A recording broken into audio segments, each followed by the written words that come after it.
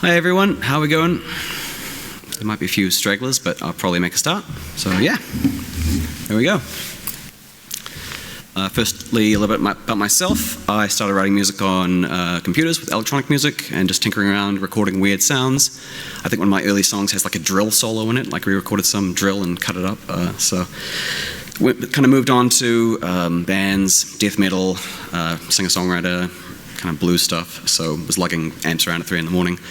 And after a while I was like, this is probably enough, I should go study properly. And yeah, went to study, did my dissertation in composition, kind of focusing on the music of the Metroid series and the themes and technology they used in those early kind of Nintendo systems. And yeah, I ended up writing for a couple of orchestras, had my music played by NZGDC and a few others, small chamber ensembles, and been doing video game music since about 2016, starting with Doom mods. Yeah, Doom! Yes! Starting with the Wrecker mod, all in just MIDI data, so there's no actual like musical sounds. You just give the computer some data to play whatever the person's computer has. So that was quite fun. And yeah, been doing a little bit of lecturing at Otago University in video game music. And yeah, that's me. So why should you record real performers for a video game soundtrack? There's only so much you can do in the box inside your computer. Like, it's always going to sound a little bit fake. I mean, you kind of know when you hear a soundtrack made in a computer, you're kind of like, oh, it's okay. But when you see or you hear a real cello player or a real orchestra, it's like nothing really compares to that. They're getting pretty good these days with sample libraries, but you really need good performers, and it's so worth it to pay a little bit extra to hire these people. It will be a little bit expensive. It could be, between $200 and $500 US. For a 2 or 3 minute track, maybe even more if you're hiring like a really pro performer, like I don't know, amazing world-class violinist or something. It probably costs a lot more. But for a good quality musician, you're probably looking at about that much. There can also be amazing marketing benefits if you record a video of your player playing the soundtrack. Like, people are very visual. Like, text is okay, but image is better, and video is even better than that. So if you can record like either the composer working on the track or the performer playing the music, I think it's a really useful marketing tool. You can share that on your social medias, and people are drawn in by a video. They see a performer and they say, oh wow, this is great, and they watch it. It's much better than just having a track with like a visualizer just showing the peaks of the music. I think it's really effective. Yeah, it's you could potentially, as part of your marketing budget, put aside money for paying a composer to record their own videos of themselves working, or to sometimes performers need a little bit extra money to record a video. Like, it might cost an extra $100 US to record a video. Sometimes you can negotiate and be like, oh, please can you just put your iPhone on the stand or something. But generally it's probably good to think about that in your marketing budget as well. So why should you record performers from other countries? We all know like violin, cello, trumpet, they're pretty standard instruments, but if you want to create something really unique, especially if your game is set in an interesting setting or somewhere kind of outside of a Western city, it's a good option, I think. It can be a little bit cheaper. A lot of companies use, for example, Budapest Scoring Orchestra in Hungary, to do like orchestral recording. You can get a pretty good sounding orchestra from them. It's done generally remotely, so you'll be in the session, you'll see them live, and you can take notes, and they're quite good. They're used by quite a lot of composers these days. It's also really good to support musicians in countries where being a musician is quite difficult. A lot of these countries, like for example in Iran, music is banned outside. You can't play music, you can't dance outside. You can still make a pretty good living as a tutor, but I think it's really cool to be able to promote and support these musicians. And it's also a great way to learn about different cultures and different methods, different instruments. 2 years ago, I would never have known some of the instruments I used in this talk, so yeah, it's a really cool way to just meet new people, discover new cultures. Yeah, it's really cool. Just a quick note about cultural appropriation. You can't just record something from someone and then use it in something else without their consent or their knowledge. You can't just kind of cut up, you can't take a recording of someone and cut it up and completely rework it into something else. You have to be quite careful, and the way you want to do it is kind of get their advice, get their expertise, study how they actually play their music, and then try to see, is this going to fit with my project? and always make sure they're aware of what the final form of the piece is. You can't just take their recording and cut it up to make something totally different. You kind of want to say, okay, here's the piece, it's going to be an atmospheric or an orchestral piece, and we want to slot you in like this and make them aware of what the final context is. That's quite good. And always credit them, obviously. Yeah, make sure their name's big and bold on any post you make anywhere, because they're amazing musicians, and it's really important, I think, to make sure their name gets out there. It's part of their marketing is being about projects, so yeah. All right, quick look at Middle Eastern music. When you think of the Middle East or a desert like setting, you kind of think of one thing probably, and it's been drilled into us for like 50, 60 years in all the films we've watched. We tend to hear this in our minds probably, which is the sound of the duduk.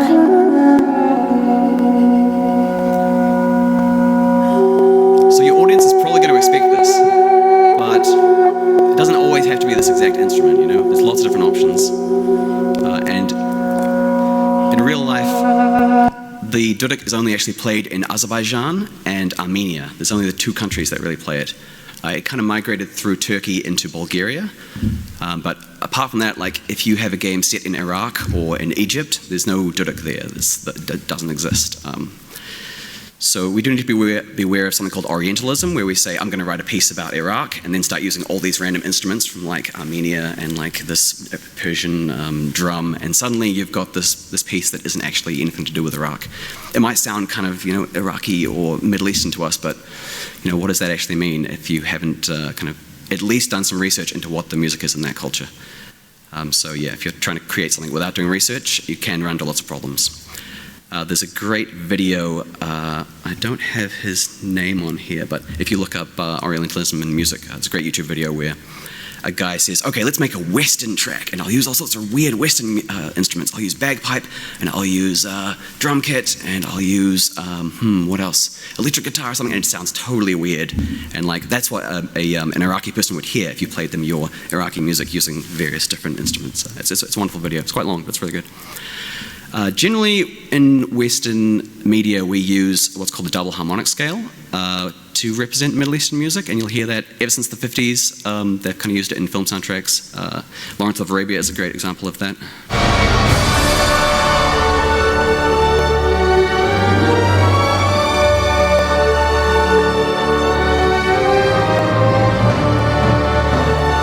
And each film kind of references the one before, and it just kind of builds until eventually you use this one scale for everything that's to do with the deserts. And this is what the double harmonic scale sounds like just on a piano.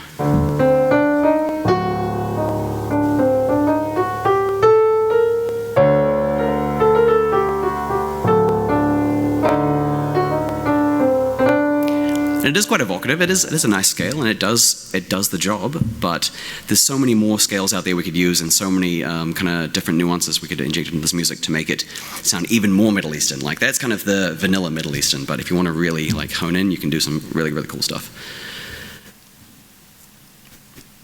So here's an example of where duduk actually is.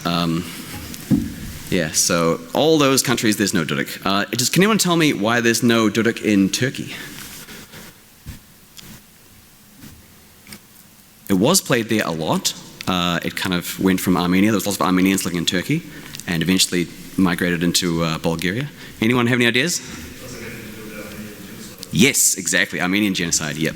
In World War I, it was very, very bad, and so now there are no Armenians there, and no one plays duduk there. So yep, that's. I was creating that map, and I was like, wait a second, why is there no? Oh yeah, the genocide. So it was quite eye-opening to see that in a map of who plays duduk. It's quite brutal. So Middle Eastern music, there's a ton of scales, and each scale kind of will evoke a different emotion. So essentially they use a maqam system. It has like three main branches. Arabic branch comes roughly from Iraq and has about 60 or 70 scales, each one with a different kind of emotion, very, very subtle emotions. And they might use one scale going up the pitch and one scale going down, so they kind of mix and match. It's quite interesting. Turkish maqam is more coming from Uyghur, like Turkic Asian music, coming from like northeast China and coming through Turkey. And they're quite distinct as well, around 70 scales. So as you can see, instead of using one scale, straight away, if we look at maqams, we can use a lot of different scales. And then the Iranian dastar is around 50, and and it has a uniquely Iranian sound coming from Iran. And these scales are quite easy to use. You can just take a regular major scale and detune one note by 50 cents, which is in between, directly in between two notes on the piano. So you can just detune that, and suddenly you've got a maqam. You can use that scale normally as you would for anything, and it just has a uniquely Middle Eastern kind of flavor. It has this kind of these sour notes. You're like, oh, what is that? That's great. So yeah, you can detune and tune up maybe one or two notes, and suddenly you've got this different palette you can use. It's really, really cool. Here's an example of Turkish maqam.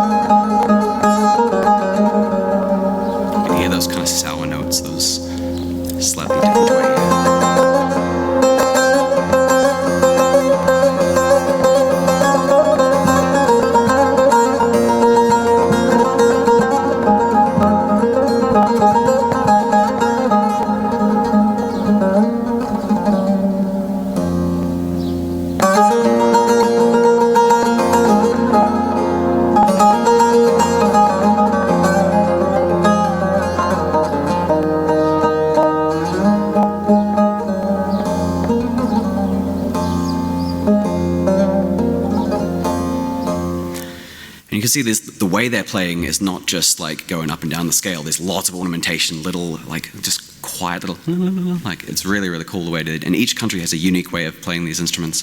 Very, very interesting. So yeah, that's a good example.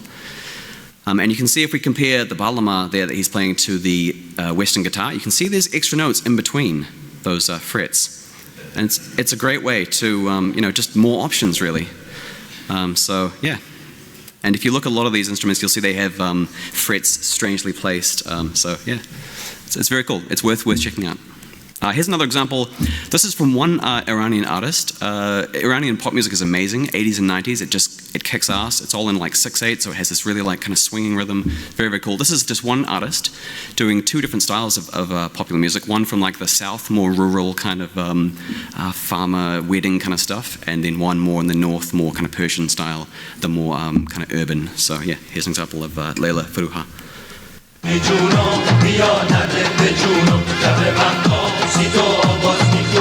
جونی جونو میار جونو بیا در دل جونو شب مهتاب لب دریا سی تو آواز میخونم جونی جونو میار جونو بیا در دل جونو شب مهتاب لب دریا سی تو آواز میخونم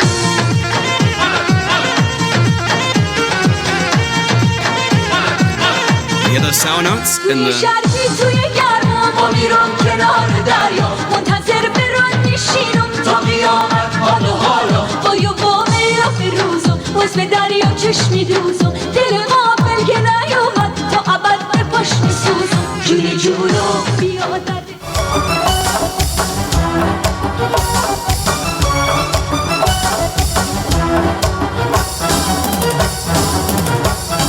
تو بازار مکاره که سخت آبی داره هر کی تو جنب و جوشه آرزو میفروشه با این همه خریدار چقدر شلوغ بازار هر چیزی رو آوردم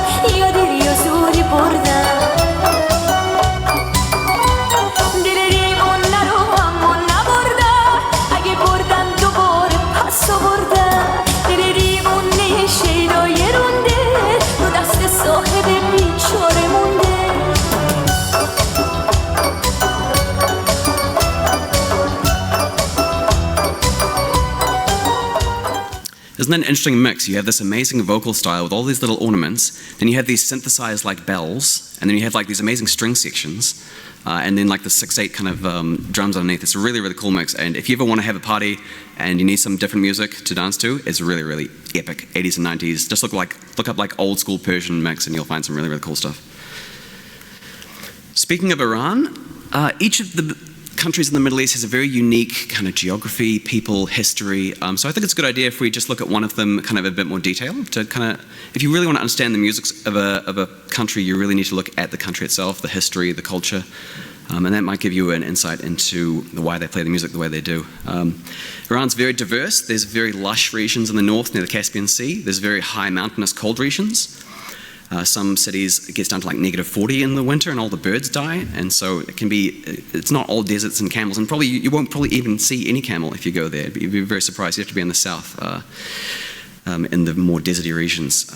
Like for example, my partner's from Iran. I don't think she's ever seen a camel in the country. So yeah, probably what we think of as Middle East in certain countries, it's not always correct.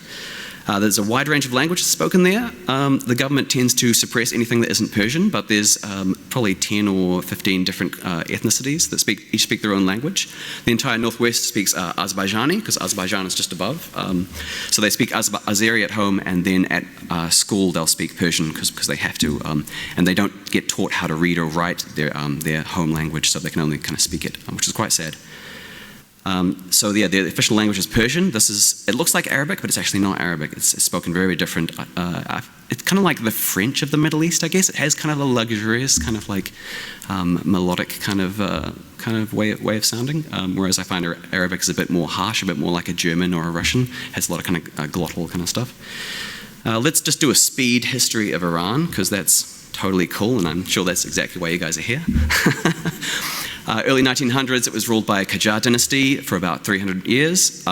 They were quite weak in keeping out colonial powers, so Russia and Britain kind of just kicked them around and divided the country between them. The British worked out there was oil there and said, oh, this is amazing, let's make lots of money, and so they created Anglo-Persian oil.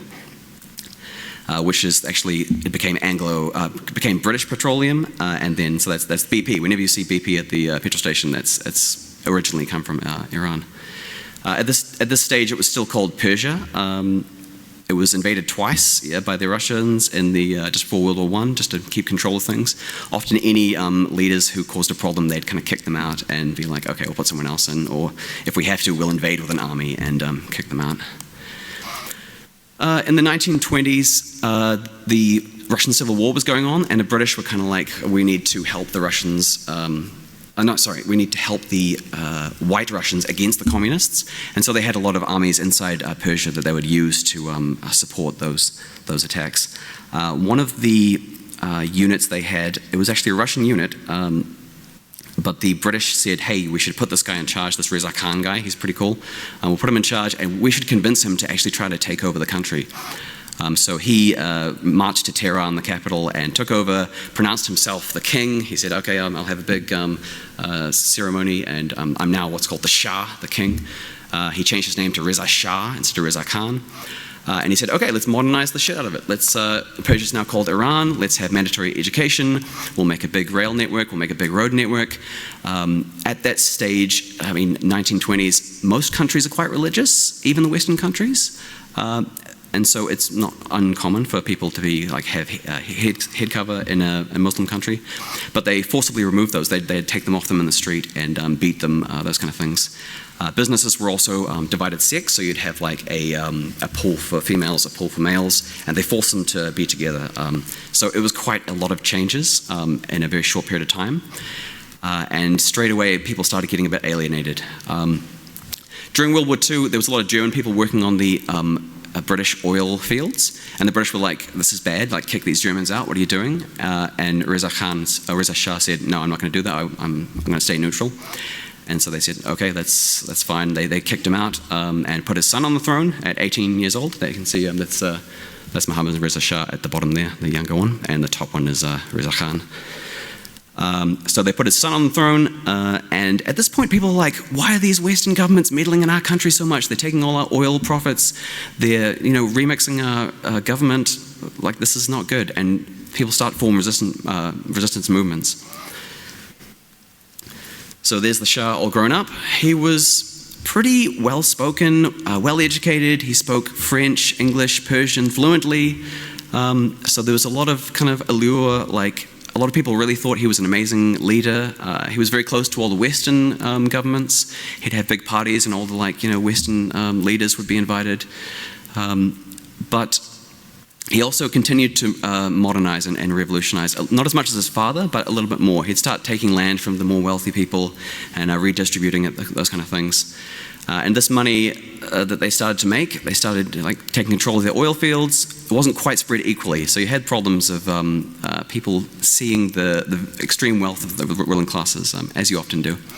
So some Iranians loved him, some Iranians thought he was corrupt and terrible. He's using secret service to silence opponents, so he's quite a divisive figure.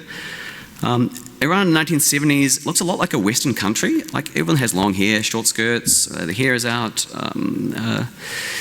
But you still have these resistance movements starting to form and people thinking that the Shah is a puppet. And so yeah, things kind of tend to devolve throughout the 70s.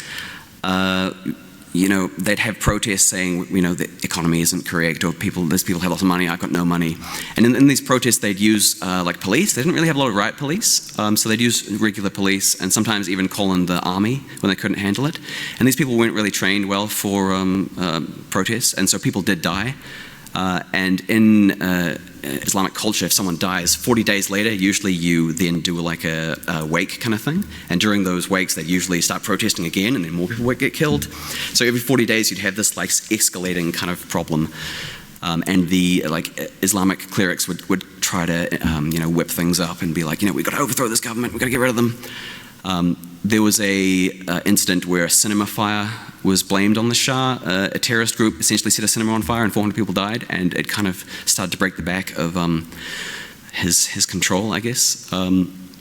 He really tried to help. He tried to, fire the corrupt leaders, and he was doing his best, but by that point, there was no way he could really stay. So in 1979, the Shah's exiled.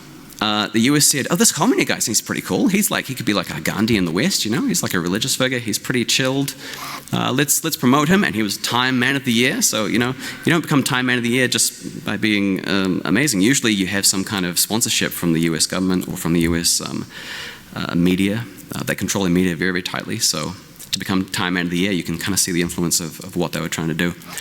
And he ends up being more like Gandhi from Civilization when he glitches out and starts nuking everybody. As soon as he arrived, he said something like, I'm going to slap the face of America. Death to America was like their super big saying they said for a while. So ever since then, it's been the Islamic Republic of Iran. Pretty ruthless regime, pretty horrible. Terrible women's rights. I don't want to go into the horrific details, but you're welcome to look it up, but it's very, very bad. You can see here there's morality police on the right-hand side arresting a woman for her hair being uncovered, and they'd take her to prison, they'd probably beat her up, they may even kill her, probably a lot worse things. And if her family would say anything, they would then arrest them and torture them, and so it's very, very, very bad. So only people with religious connections can get jobs, which makes it quite tricky. And so there's a lot of problems. A lot of people, you can see in that graph of the actual religion there, a lot of people aren't actually Muslim in the country. The government says it's 99% Muslim, but according to this survey that was done in Iran in 2020, a lot of them aren't actually religious. The government will never accept that in their official figures, but can you imagine being forced to live under a certain religious group when you're not even part of that? It's quite brutal. And obviously alcohol banned, you have to wear a headscarf outside if you're a woman. Music and dancing is banned outdoors, so it's a whole different world, very, very different.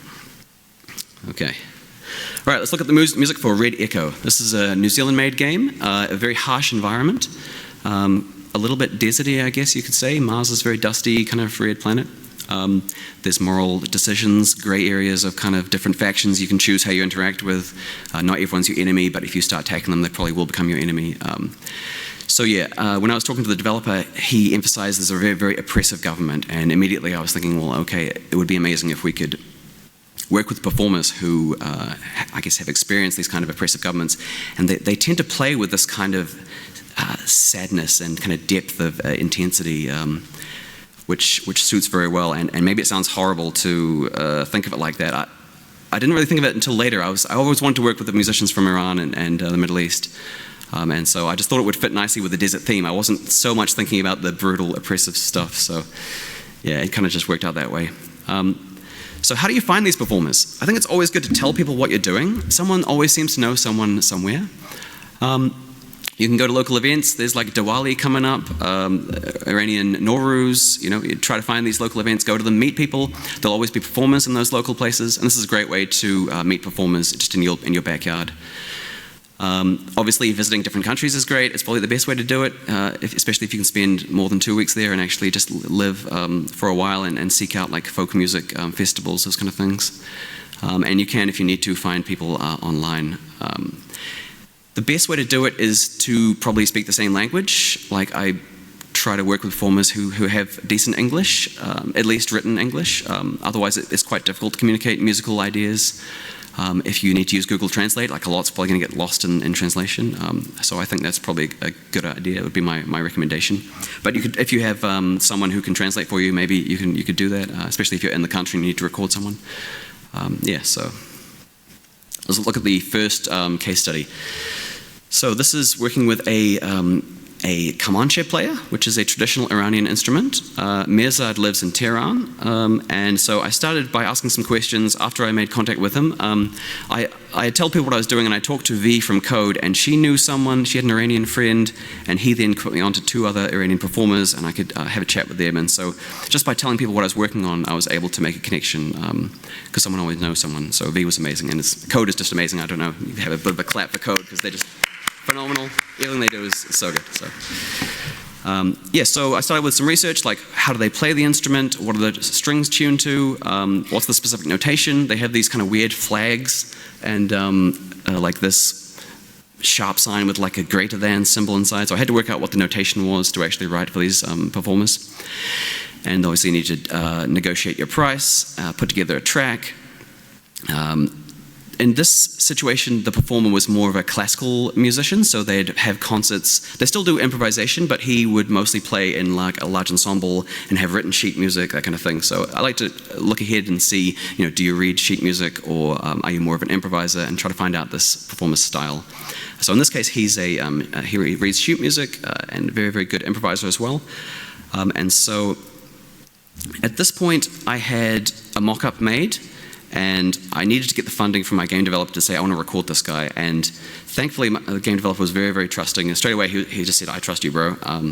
And so I just said, look, I need $200-300 US to record this performer. And he hadn't even heard the track at this point. And he was like, oh, yeah, sweet, no problem.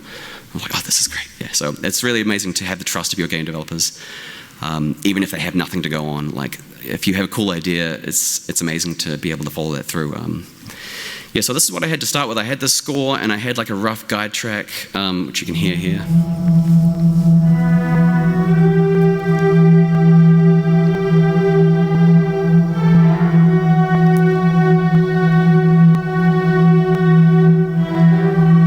You can hear the lead instrument. It sounds terrible.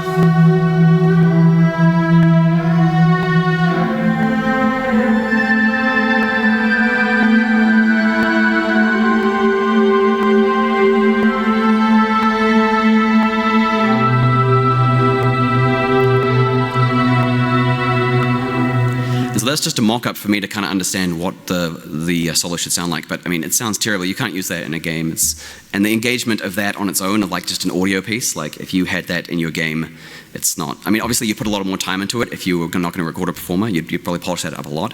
But like the engagement of it is very low. It's just a music track. There's no video. There's no image or anything. And the image that is there, probably only musicians would be like, okay, that's interesting. Everyone else is like, oh, the scary dots. So yeah. This is what we ended up with after recording the actual player.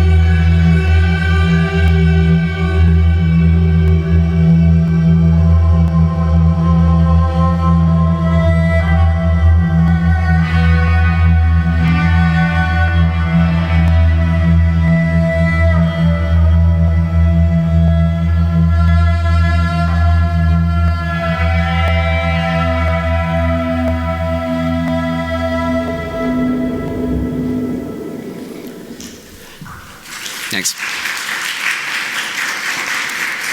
And so even though I wrote a score for him, I said I knew he was an amazing improviser, and they have all these little ornaments that I could never fully understand and never fully score out properly. So I said to him, look, use this as a rough guide and just go nuts with your ornamentations, do what you usually do. And so he added quite a few little details that, I'm not an expert in, Comanche playing. So it's amazing to really lean on the skills of the performers and really let them shine. And it's good to have a kind of template of what you want, and you can use a lot of descriptive words of like the emotions you want, but it's really good to also just let them shine. And once we had the recording in, I could then respond to it and do like record guitar parts and see what he's doing and then kind of make a call and response kind of thing. Once you get that in, everything starts to kind of come together and you can really make progress, which is cool. All right, second musical case study. We were living in northeast Turkey last year. We were there about 3.5 months. My partner speaks, because she's Azeri, Azeri is very close to Turkish, so she speaks fluent Turkish, so we were able to like negotiate with local people and find cheap apartments to live there, which was, otherwise there's no way we could live there for 3.5 months. So we were in this very rural town in northeast Turkey where they pick the tea leaves. You can see there's a tea plantation there, and there's this bright red building at the bottom, a bright yellow building at the bottom is a tea factory. And we were the only like foreigners in this city. And most of the people there are quite conservative, religious. Everyone had their hair covered and looking like kind of more rural people, a little bit larger, eat lots of bread and that kind of bread and meat and stuff. And so we were walking around one night. We had no idea there was anything going on. We just heard some drums in the distance, and we thought it might be a wedding or something, and we went to have a look. And as we arrived, we saw there were these kind of like hippie-ish looking muso people. We were like, "Ooh, these people are really out of place. These aren't the usual people that are around." So we went and had a chat, and we discovered it was the start of like a 5-day folk music festival, celebrating like amazing performers from around the Middle East, and that there were like musicology PhDs from Canada come as far from Canada to study with these masters and be part of the workshops and concerts. So that was amazing to just arrive and be like, "Oh yeah, come back in half an hour. There's a concert starting, and this is the first day of a 5-day workshop." And this actual photo of us, it's very hot and humid in the city, so we're all like sweating. It's 2 a.m. in the morning, and these master performers are playing like Bağlama, and a lot of these people created their own instruments, and like no two were alike. They'd carve it out of a certain piece of wood. And there were different schools on traditional music there. Like some of them were like, if you play Turkish instrument, you must play Turkish folk music. It's black and white.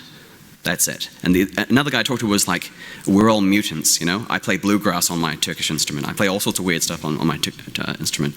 And I kind of like that latter idea a little bit more, that we're all mutants and we like to mix things together and do things like that. Some of these guys are pretty hardcore purists in Turkish folk music, which is awesome. They like preserve that kind of, that media, which is really, really important as well. So it's good to have the variety of different schools of thought on that. So with the master performers at this workshop were really good improvisers. They just have some drone going on, and this guy would be improvising and just getting in the zone, and I really wanted to take advantage of that. But it's quite difficult because, like, how much do you write? Should you write a piece for them, or do you just write, like, a backing track? Like, as composers, it's really hard to write nothing. It's like you put a background in, and then suddenly there's this empty space, and you kind of have to be like, ooh, let me just imagine what's going to be there, and later on I'll fill it in. But it's really, really difficult as a composer to try to plan that out. There's a great example of a New Zealand piece by John Sarthis. It's one of my favorite pieces of his called Omni Phoenix, which is a saxophone concerto.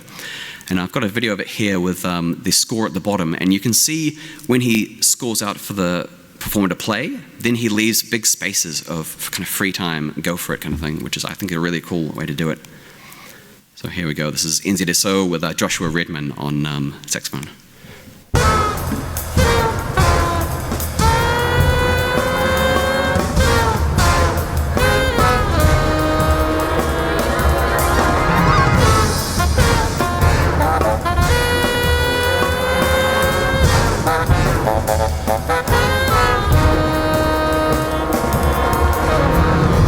So the written part is finished now. Everything else is going to be improvised.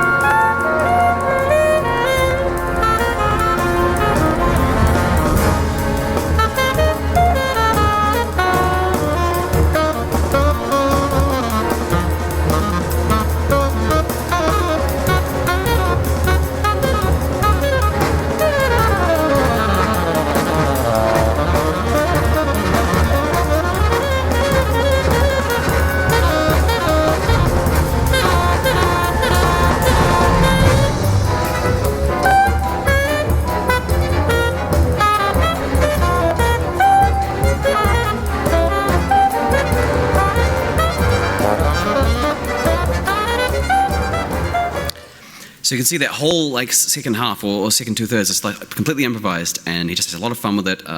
Southers shows the chords underneath, so he is showing the backing, and he shows like little indications like intensify. He shows a new scale to use, so he's giving some instructions, but he's keeping it mostly within the realm of the former, which I think is a really, really cool way to do things. And so that's kind of where I went for. One of these performers that I met in Turkey was a guy called Sally Korkut-Pekka, who's really, really cool. He's the guy who said we're all mutants, and we immediately kind of connected. Really, really cool guy. He does lots of interesting stuff. You can see he has like a guitar there with like microtonal frets. You can see the frets aren't equally spaced, so he does a lot of interesting things with like distorted electric Turkish instruments. So it's very, very cool. It's really difficult, as I've said, to write nothing, so I kind of just put in some background stuff and kind of imagined what he was going to be doing.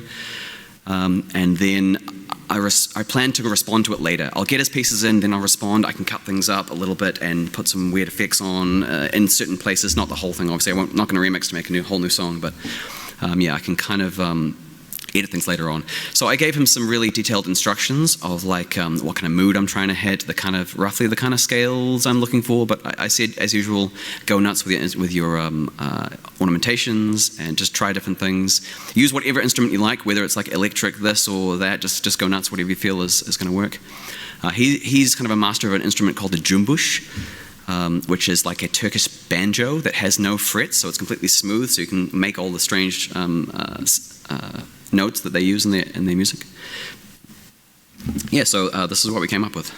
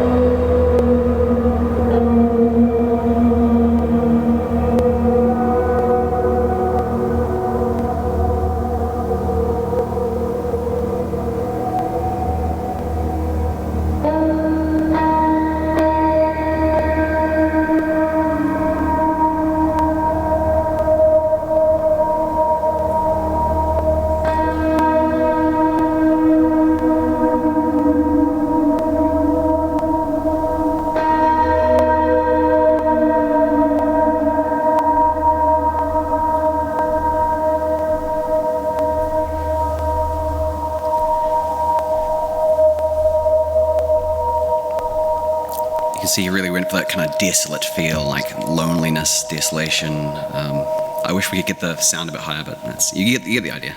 Yeah. So yeah, I was able to kind of respond to him, put a little like piano touch here, a little here, there, maybe some notes, a little bit of like bit crushing or something, just to keep things flowing. But yeah, I think he did a really good job. Okay, we're almost there. Paying some performers from these countries can sometimes be difficult.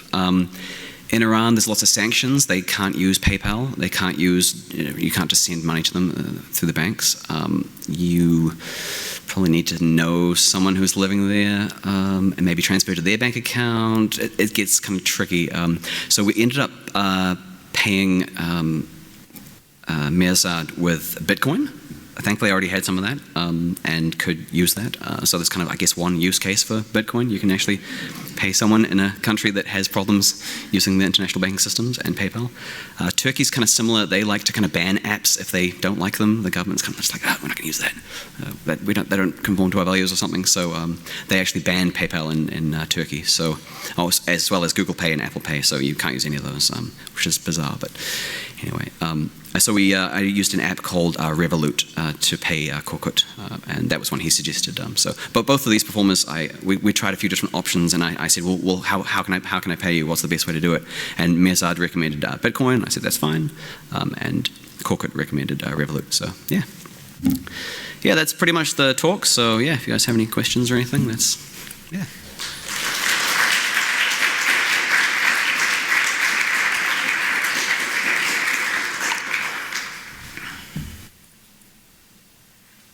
Oh, we have one question already.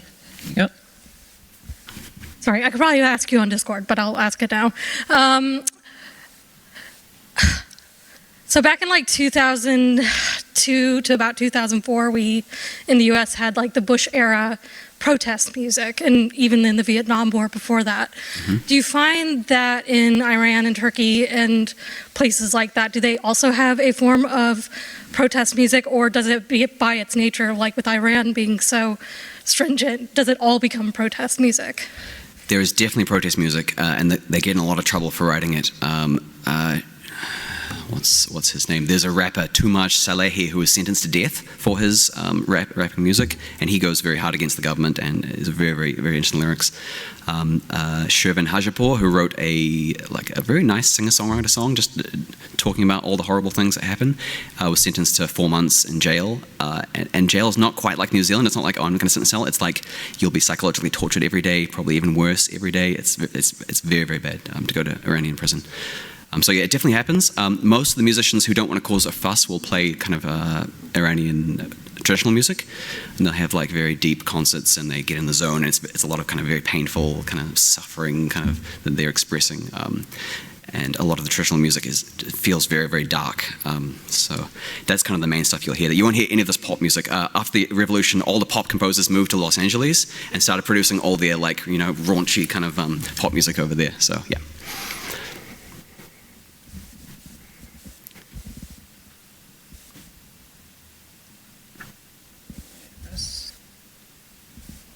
Was there any challenge recording those instruments, whether it be through equipment or difficulty getting the best sound from like how to position the microphone or whatever?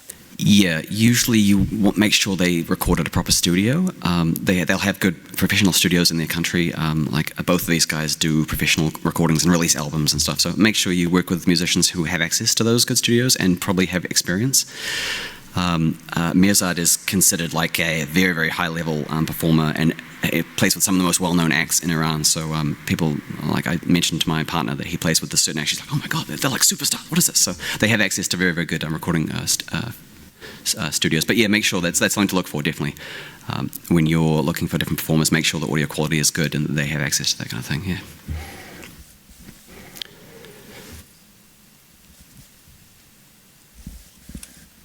Probably just have time for one more question, so here you go.